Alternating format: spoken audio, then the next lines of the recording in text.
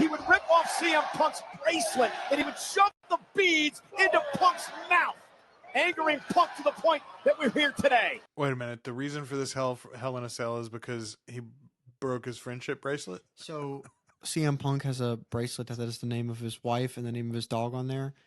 And, Drew McIntyre tore it off of his hand after he beat him out the ring, I think during a promo on Raw, and took the bracelet, and he was wearing it around. And that comes up later in the match. Wrestling's very serious. Riveting.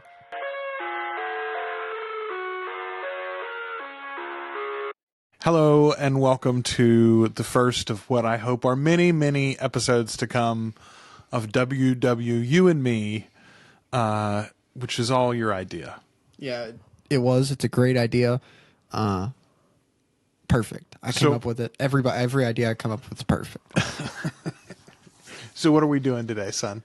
So he's going to pick a match that wrestling match that I've never seen, and I'm going to pick a match that he's never seen, and we're going to watch it together and react to it. So this sort of stemmed out of correct me if I'm wrong, but I think you got the idea for this because we watched the Hell in the Cell match featuring Undertaker and Mankind, like the classic one. What was that from, like 97, 96? 98, I think. Yeah, 98. That sounds about right. Anyway, which match are we going to watch for your suggestion? So I have three options for you. Okay. I'm going to let you pick three options. First option is Drew McIntyre versus CM Punk Hell in a Cell match at Bad Blood 2024. Okay. That's a match of the year contender, by the way, like for me. Second one is Survivor Series. It's the 5v5 War Games match from Survivor Series this year. Okay. That was great. And then the other option is the Survivor Series match from the year before, which was also really good. All super recent matches, which is like notable and interesting because I basically stopped watching wrestling in like 2000. I watched once when you were like very small. When you were a baby, I tried to watch the week-to-week Raws for a while, but like cable has always been hard since I had kids, honestly. Like, it's just hard to keep up with a week-to-week show. Sometimes you get a few days in a row where you can binge something, and then sometimes you'll go months and months without being able to. Well, and I remember in the first time that I saw it was in 2018. You showed it to me. We watched the Royal Rumble live. Was 2018 the first one that we watched together? That doesn't seem... I mean, it's not... It was the 2018 Royal Rumble, and Shinsuke Nakamura won. That seems very recent, and yet it was also almost 7 years ago now. That's a long time. Yeah. You were a much smaller kid then. All right. Let's go with the CM Punk one from this year. The CM Punk Hell in the Cell match from this year. All right, so that's what we're going to watch.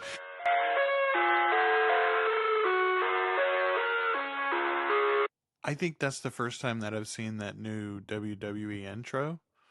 Then, now, forever. Together. That's real good. Like, just, I'm on the record as officially a fan of the Paul Levesque era of WWE. It's Levesque, Dad. Is it Levesque? It's Paul Levesque. Okay, back in my day, we called him Triple H, and we were glad to have him. Paul Levesque. We're glad to have him too, Dad. He's much better than Vince McMahon. I mean, he has his slip-ups. He can't book a Money in the Bank holder to save his life. And he also kind of sucks at tag teams. But other than that, I mean, he's not bad. How long until he goes mega maniacal? That's the real question. All right, let's watch this match. I love Hell in a Cell matches.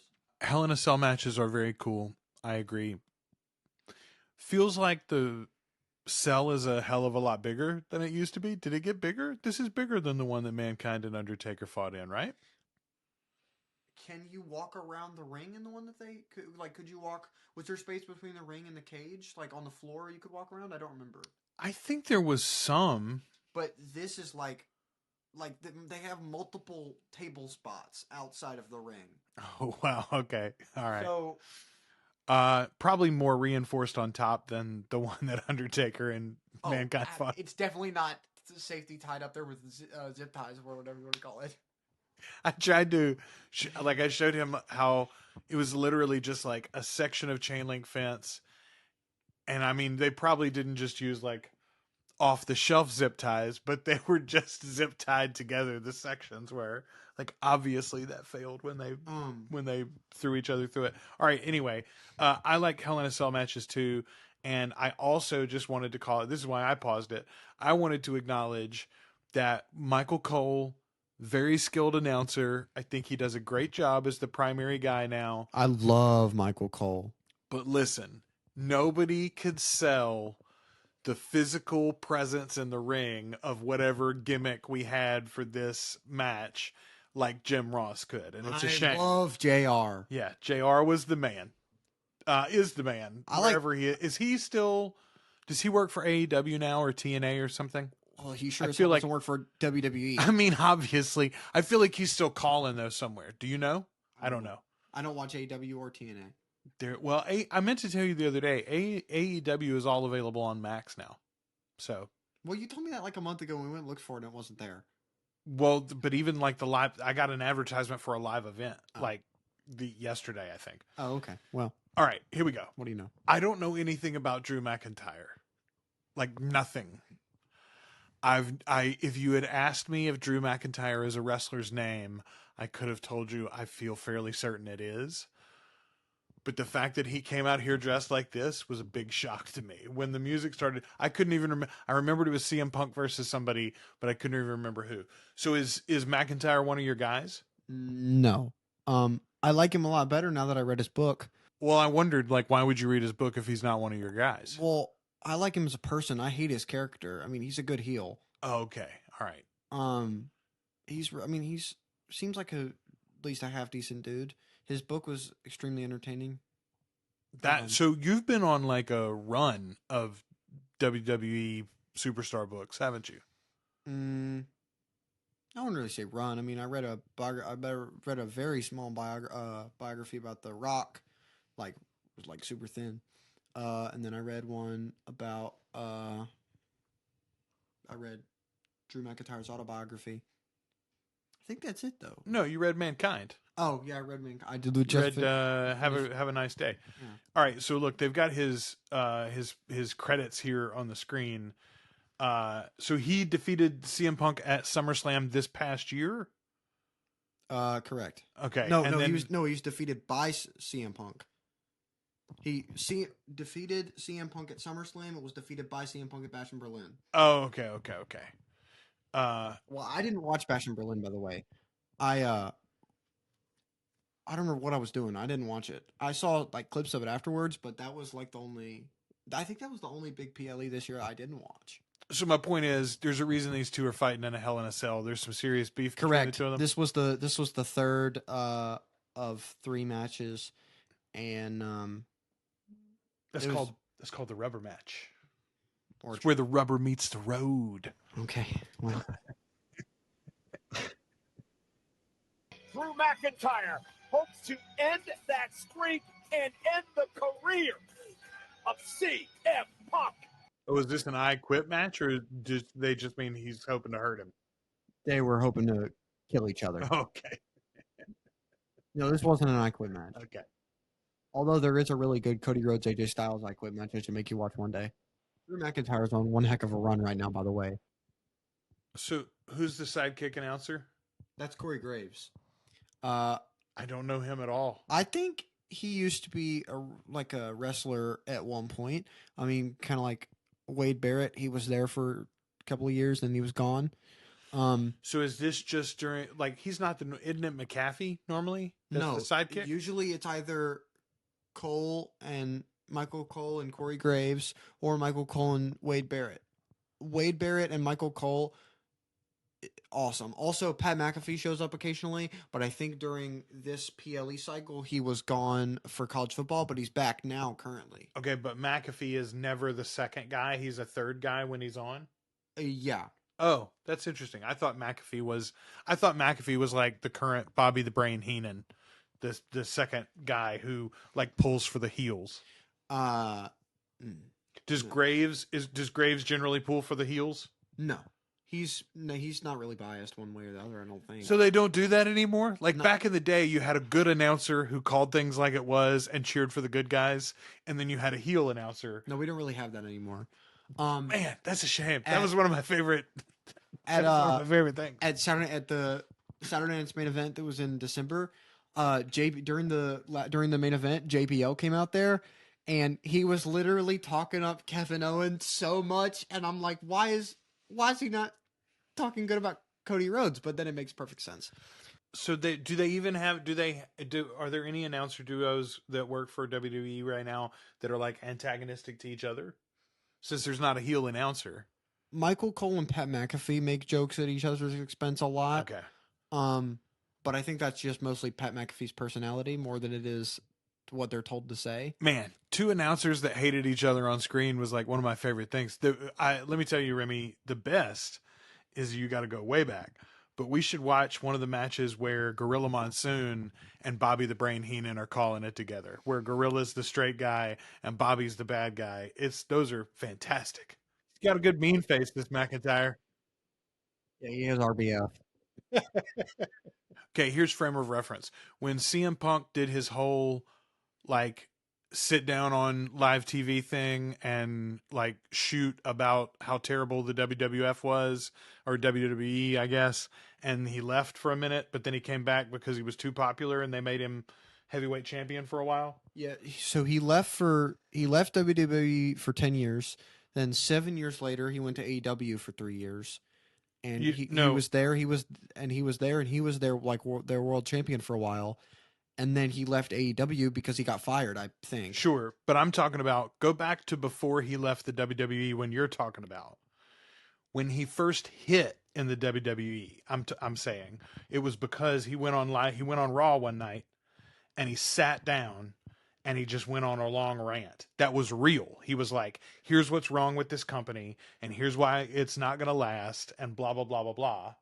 He did like a shoot. You never heard about this? Mm-mm. Okay.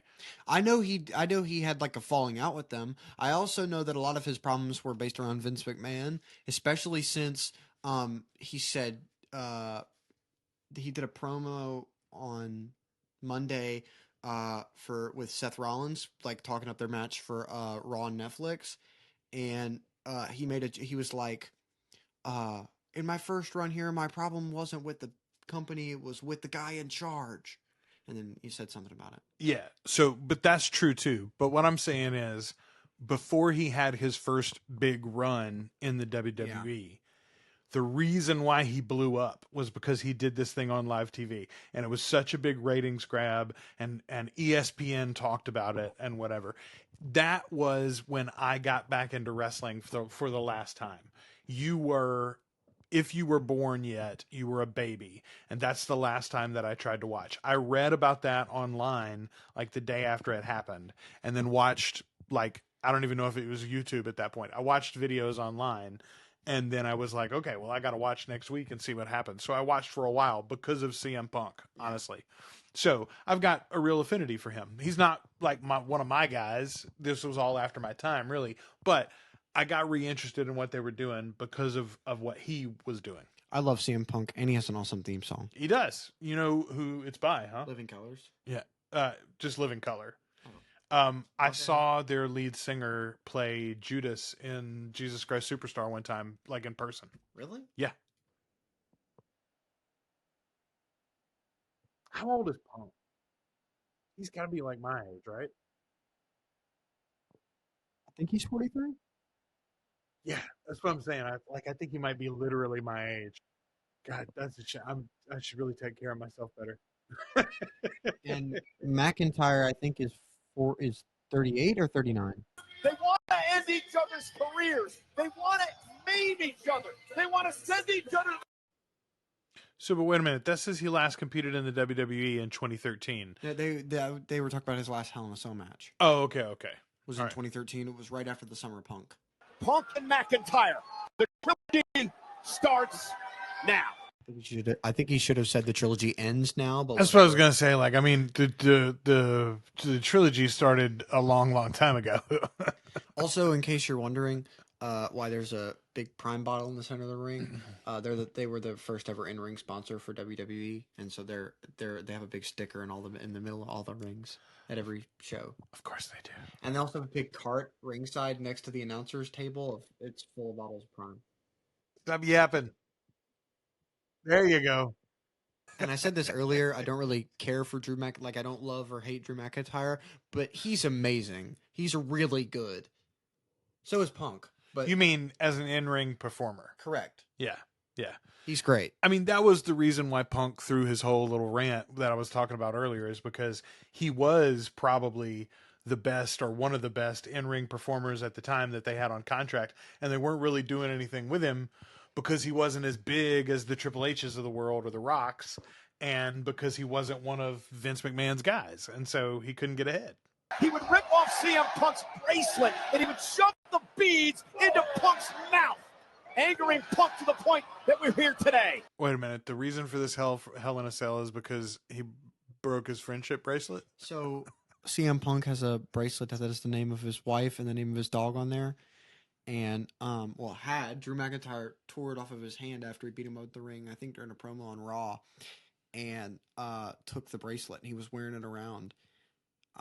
And that comes up later in the match. Wrestling's very serious. Riveting. Again driving McIntyre into the steel structures. As much as that would probably hurt, how much would that actually hurt? I mean, less than they're playing it for. I mean, obviously it still wouldn't feel good, but I don't feel like it's not like pointy or anything, is it? I don't think so. This is what makes McIntyre so dangerous. Goodness. So devastating. I always hated them stomping on each other on the stairs. I my least favorite cannot things. stand it. I mean, it's fun to watch, obviously. Dude, that's it. I don't think it is fun to watch. But you hurt. Why is there a tool? I mean, there's a toolbox to put the ring together, I guess. A cell match in over 47 minutes. Well, Punk. That makes no sense to me. A 47. You're locked in that cage with somebody for 47 minutes. Like, I don't get it. Wait a minute. Shawn Michaels and Triple H fought each other for 47 minutes in a Hell in a Cell match? Correct. That was after Shawn Michaels came back? Was that like his retirement match? You know, he broke his back or whatever and was out in like 99 or 2000. I think it was when DX broke up. Which time? I think they've broken up a few times. Oh. That's what I'm saying. That was in the 2000s sometimes, right? I'm going to be honest with you. I don't know. Yeah. Okay. I just know that what Michael Cole said was true. I've never seen that match. Neither have I. Would have been a disaster. Now it's off toe. Now that would hurt, probably. Falling in your throat, getting choked. That would suck, actually. It has never been a matter of self-preservation with anybody I've seen step in the ring. Every time I watch a Hell in a Cell match, any wrestling match, really, that would suck. Like, throughout the whole thing. I'm like, that would hurt so bad. I don't want to be put through a table. Boy, it's a lot more fun when they really supposedly hate each other. Are you implying that these two people don't hate each other, at least in the story? No, I'm saying they probably don't hate each other in real life. Oh. This is not likely a shoot match. Though, you know, they do that sometimes. Like, they got bad blood in real life, and they let them take it out in character. That's a W idea. Whoever came up with that, good job. I mean, it's from back in the... It really happened. It used to happen a lot. I love that move, by the way. His finisher that he just hit on CM Punk. It's like a running drop kick, kind of, except it's with one foot to the face. I don't know how to explain it. I'm going to go out on a limb and say that's not going to be the finisher, though. It's not. Yeah. By God, he's busted wide open. Oh, we got a bleeder. Finish it off the head. Oh my God. Of CM Punk. God. Anytime they hit somebody with the steps, it's just crazy. I don't get it. I'd like to know how much it weighs. I may have to start rethinking the wrestler thing, Dad. Look how bloody his face is. I'm not even sure Punk knows where he's at, Corey. I got to agree with you. Sean Bennett's in there.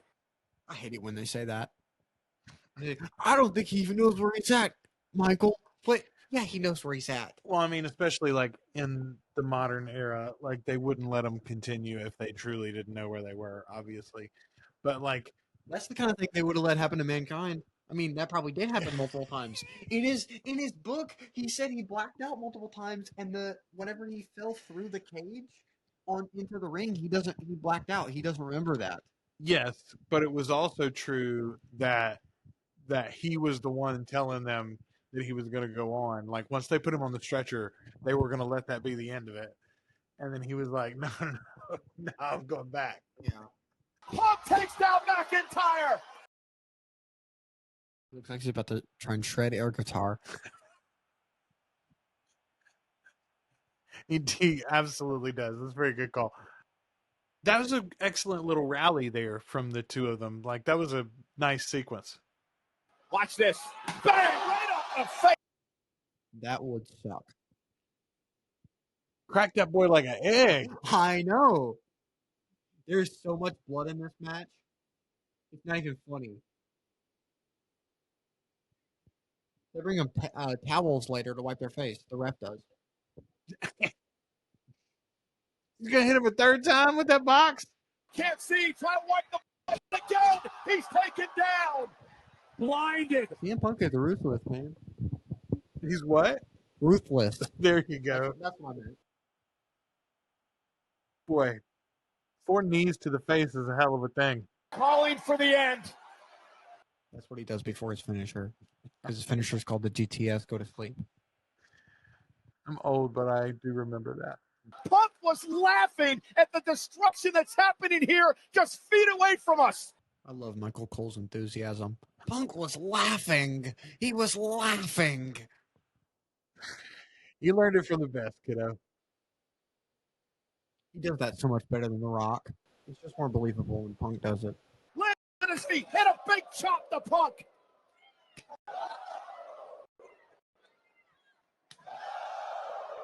I hate chops. They're just not believable for me.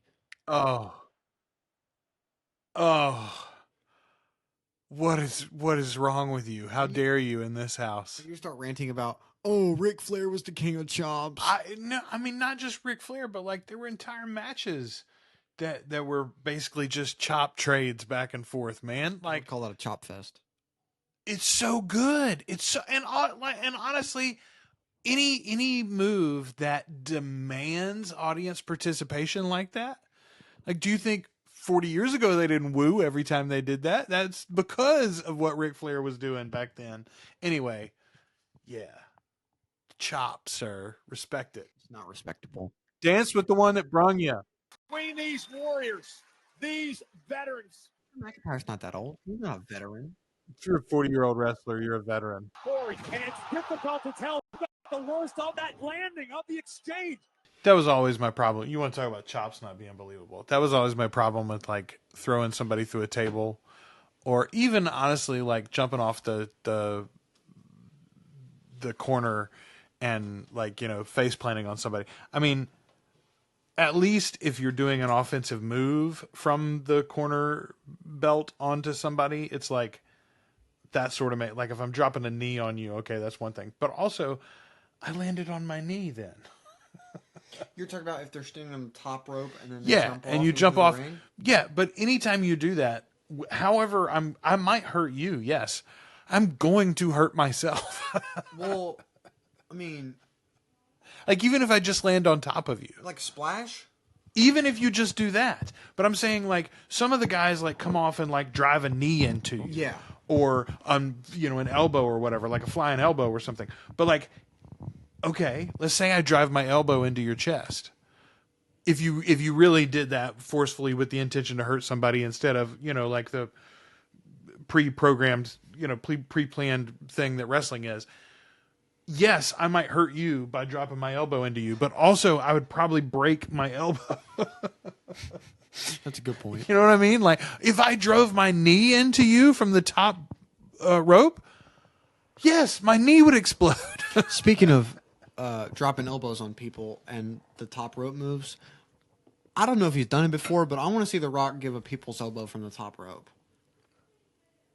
Well, the people's elbow is just dressing, right? Like you have to do the whole thing, and I don't think flavor you can. On it.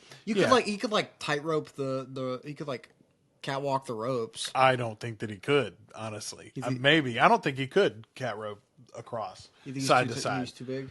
I just don't think he's dexterous. Like I don't think he's graceful enough. Probably not.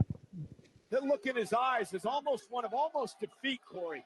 It's like, how much more can I put myself through? Here's one of the things I don't like about a Hell in the Cell match. You end up watching the whole thing with an obstructed view. Well, that's true, but most of the time, especially nowadays, the people are good enough. They get at least one camera person inside the. Yeah, usually the hard cam is inside the sure thing. Sure. But I do see what you're saying. We're looking through chain link things For a lot of it, yeah. White noise! The fuck! Oh, I do not care for that.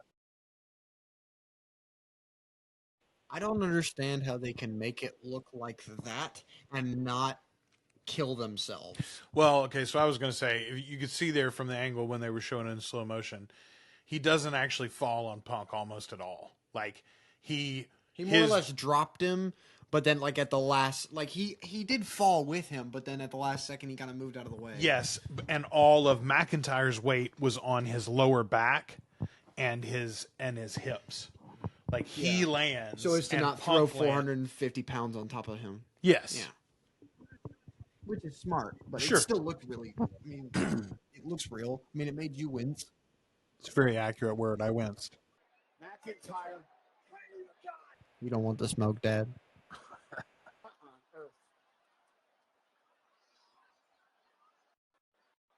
Is there a snake in the bag? No. Tell me what you honestly think is in the bag, because you're gonna be wrong. Oh, I don't have any idea what's in the bag. Okay. Everything you're gonna guess is wrong. It's not thumbtacks. It's not thumbtacks. I joked about a snake, but man, like, that was back in my day. You'd bring a snake out of the They bag. had snakes in the wrestling ring? Jake the Snake Roberts especially would have a snake. Like, that was his whole gimmick. But there were other times where they'd bring like a snake out of a bag. Like, I think Undertaker brought a snake onto somebody at one point or something.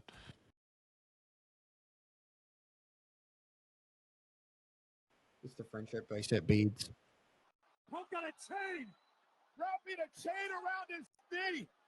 How can McIntyre even function? Oh, he's going to give him one of his running knees. GTS, but yes. Go to sleep! To the chain! Cover!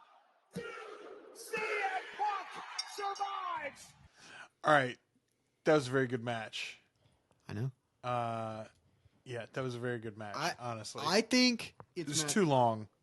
It was a pretty long match. I think I'm with Michael Cole. In this pandemonium, whatever he said. In this, what did he say? Not bloodshed. Brawl. What did he, no. Or whatever.